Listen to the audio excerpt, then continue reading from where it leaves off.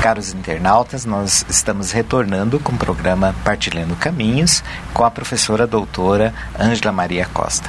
No último bloco anterior, nós estávamos falando do momento em que ela cria a aliança pela infância, né, conjuntamente aí com na época, vereadora Marisa Serrano e Nelly Baixa.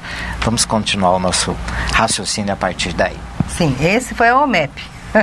Organização Mundial de Educação Pré-Escolar na época, né? Agora a Aliança pela Infância, ela surge de uma busca e de uma indignação. Por exemplo, eu sempre atuando na área de educação infantil desde aquela época, né? Acabei ficando nessa área, apesar de que meu doutorado foi em políticas públicas, não foi na educação infantil. No meu doutorado eu já fui trabalhar um outro tema, para mim foi muito bom, porque foi você abre o seu leque, né, de conhecimento, que eu trabalhei a questão da participação da sociedade civil num plano de formação profissional.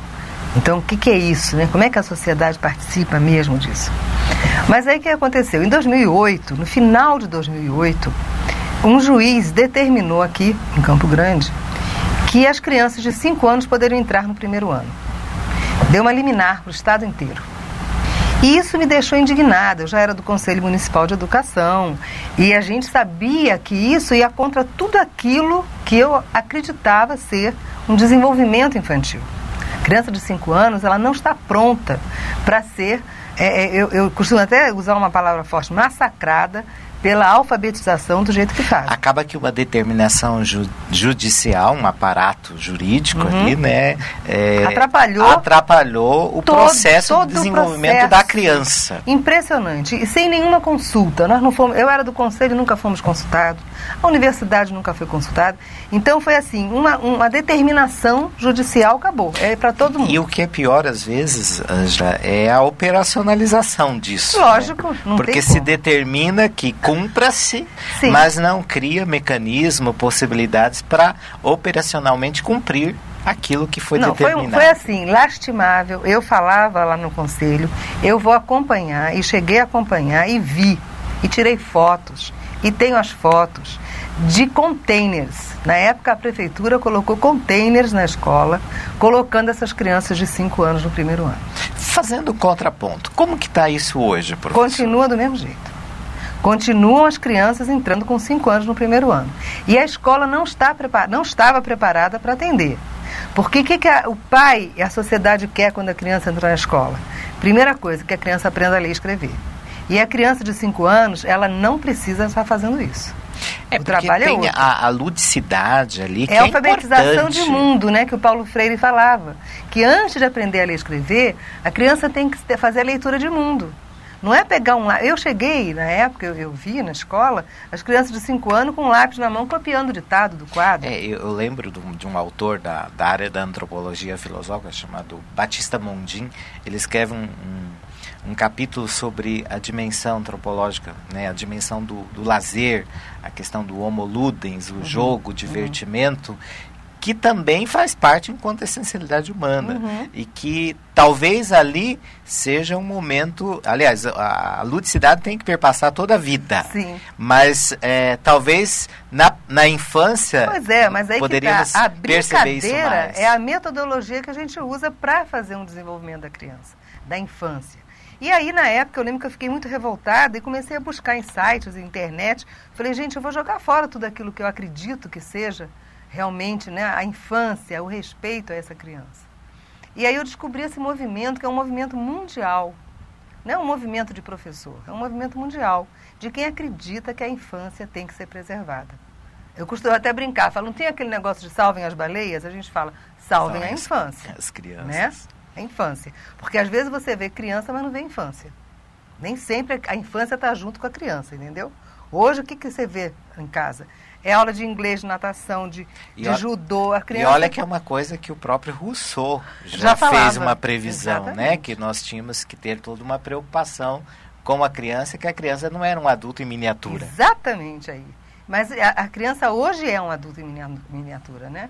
E aí eu descobri esse movimento que é muito forte em São Paulo. Começou em 2001 em São Paulo. E aí eu consegui trazê-lo para cá, né? Então a gente faz alguns movimentos, faz algumas palestras, já fizemos encontros. A gente já está na 4ª Semana Mundial do Brincar, que a gente faz um grande evento que chama Me Deixa Brincar.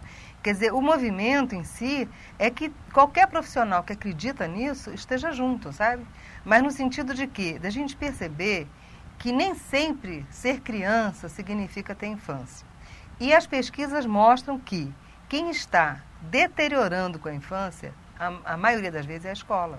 E parece que nesse sentido tem uma coisa se agravando ainda mais por aí, né? Parece que até 2016 tem uma determinação judicial, legislação. Uma legislação que as coisas devem assim piorar um pouquinho mais. Eu estou mais preocupada, sim. Porque até 2016 o ensino é obrigatório no Brasil, ele sofre um avanço, eu acho, em termos de amplitude. Quer dizer, nunca o ensino médio foi obrigatório, agora entrou. A educação básica vai ser de 4 anos até os 16, né? São 16 anos a obrigatoriedade, antes era 9. Então aumentou a obrigatoriedade, tá, isso é bom, né? Porque de qualquer maneira você está com a criança dentro da escola, melhor do que se ela estivesse em casa sem ninguém.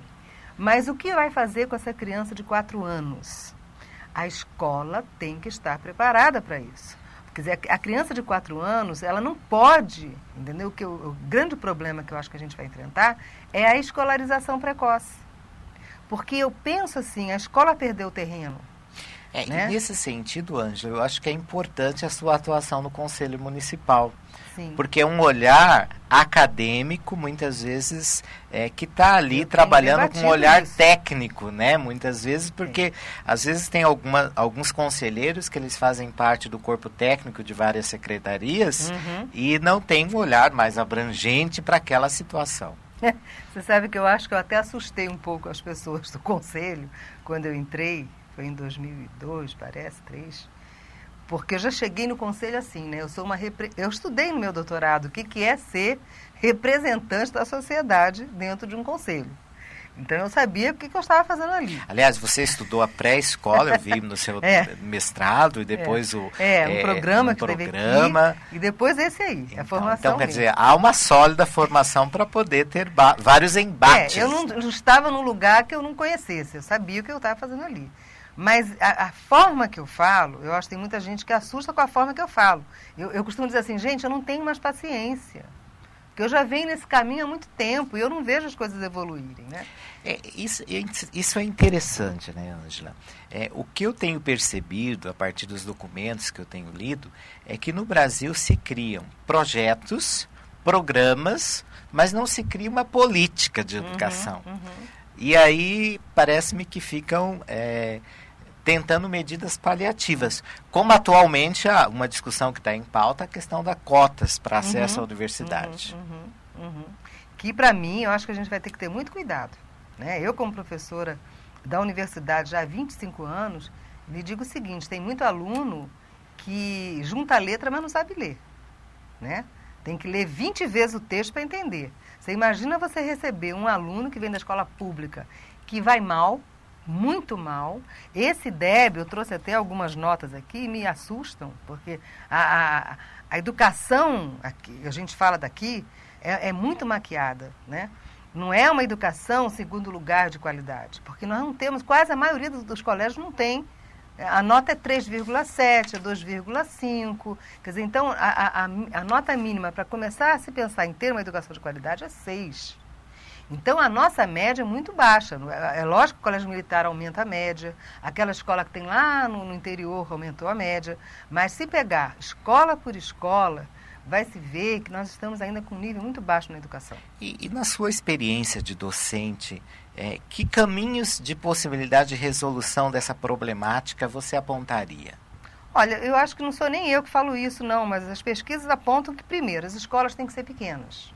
Escolas grandes demais, pode ver, as escolas que estão bem, são escolas simples que têm uma direção decente, uma gestão comprometida. Eu acho que o diretor, ele é a cabeça dessa escola, sabe?